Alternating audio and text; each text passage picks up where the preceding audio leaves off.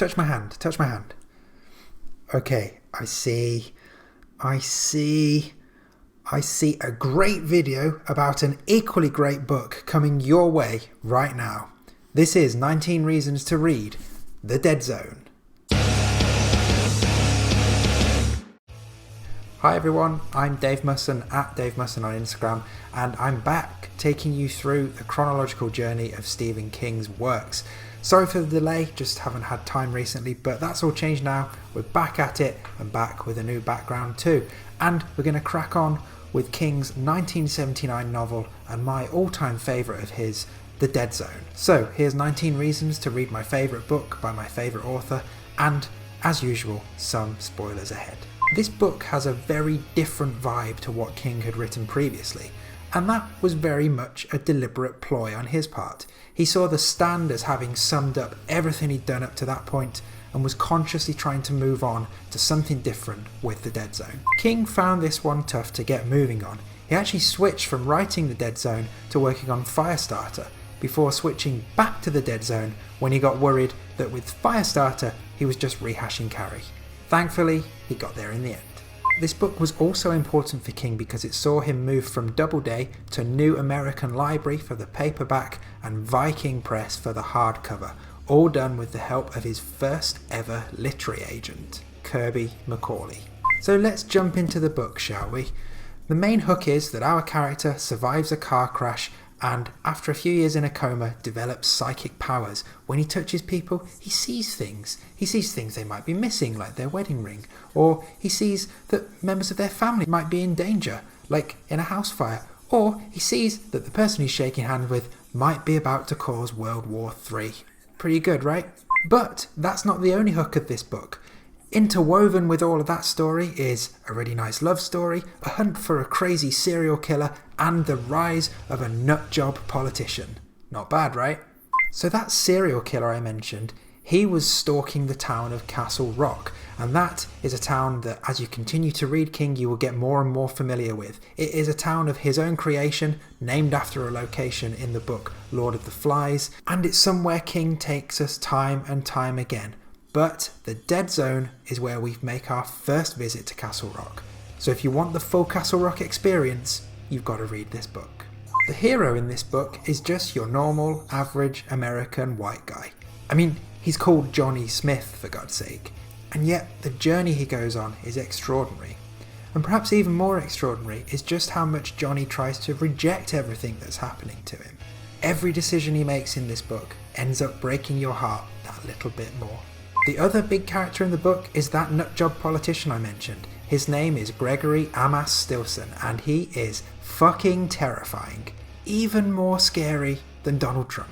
There are loads of scary parts in The Dead Zone, but there is one that will stick with you and haunt you forevermore. It's the one involving Greg and the dog.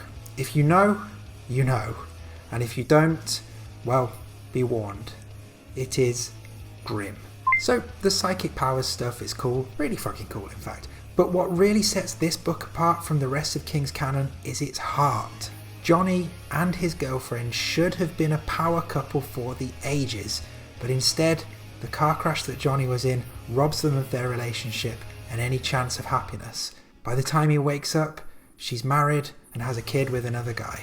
Johnny is heartbroken, and you will be too. All that being said, that doesn't stop them fucking later on in the book. But it's one of those weird Stephen King things where it's supposedly acceptable to fuck someone you were supposed to fuck when you were younger and didn't get a chance to fuck them because it was all a sort of it's meant to be kind of thing. That's something that comes back time and time again in King books, and I'm sure we'll revisit it. It's kind of not so bad in this one. No, actually it is still pretty bad. I don't know. I'm torn on it. King, just stop doing that, okay? So Johnny's parents are some of King's best supporting characters that I have ever read. His mum Vera goes from being annoyingly religious to full-on shitting religious to fucking dead. And his dad Herb is just the nicest guy.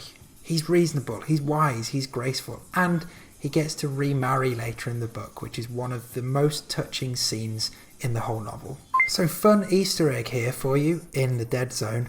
we get introduced to the shithouse journalist that is Richard Leese, who we will later meet in the story The Night Flyer. Luckily, our Johnny sees him for the dick he is, pun intended, and tells him to get fucked. So a little bit more on Castle Rock. In those parts of the story, we get to hang out with their chief of police, George Bannerman.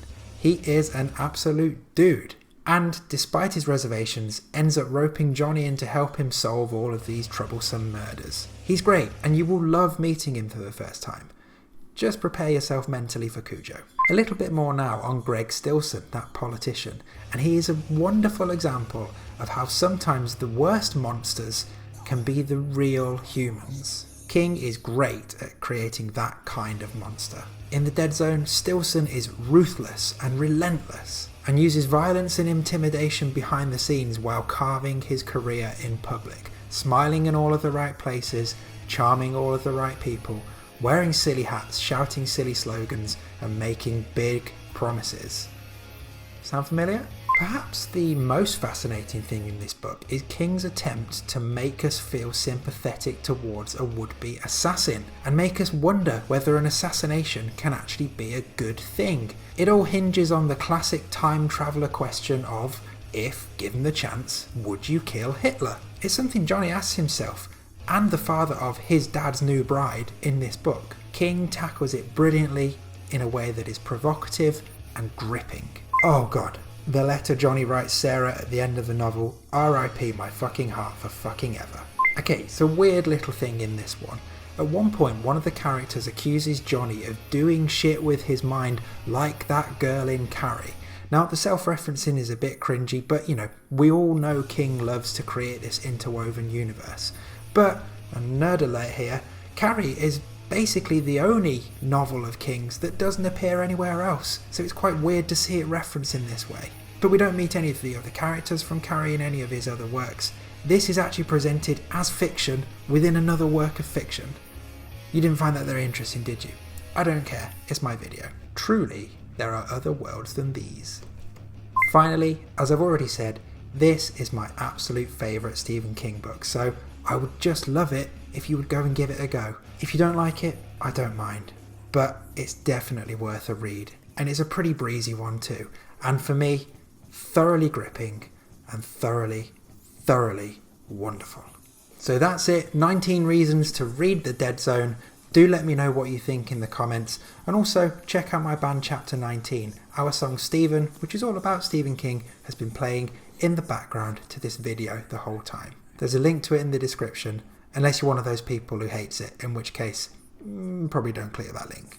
I'll see you very soon when we head into the 1980s with a pack of matches and a burning desire for great stories. Farewell.